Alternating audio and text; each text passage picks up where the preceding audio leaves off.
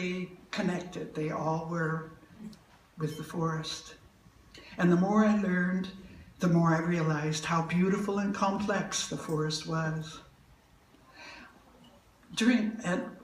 Perhaps we could just show people, if we could show them how valuable a forest is, what its gifts are, what the gifts of a native forest are, perhaps the course of clear-cut would change.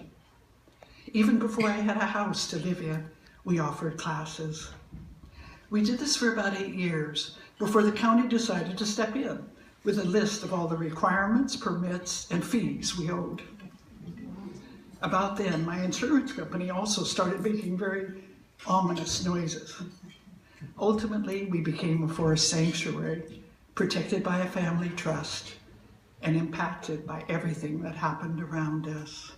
But we also planted some seeds in those years. By this time, I'd reached the age of 80. My legs were no longer very nimble, and I was a bit discouraged. I was beginning to think I could just surrender and retire when I heard about the Homesteader Forest, a large parcel of older native forest along the Nehalem River that ODF planned to log. They called their plan turning the forest into a younger growth stand, the new phrase for clear-cut, a younger growth stand. And this was a complex, older growth forest.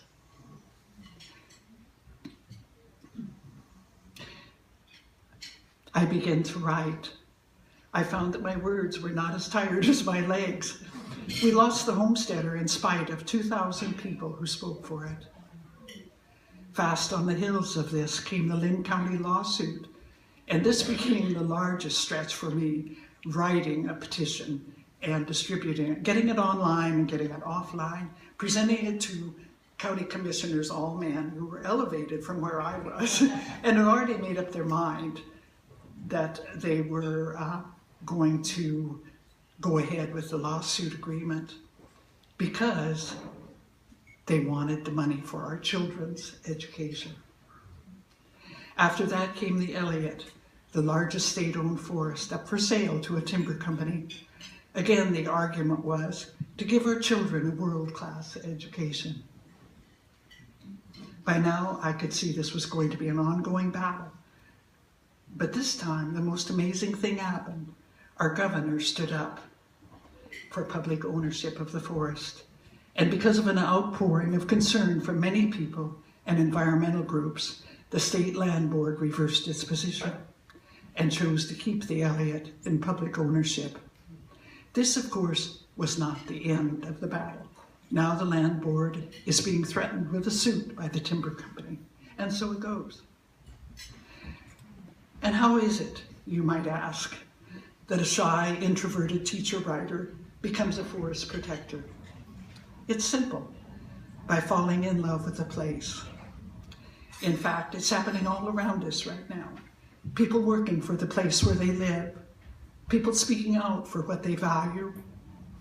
It's all of you in this room who support the Land Trust, who work for it, who work for the Nehalem River Valley. It's the people who spoke out for the purity of water at Short Sands Beach.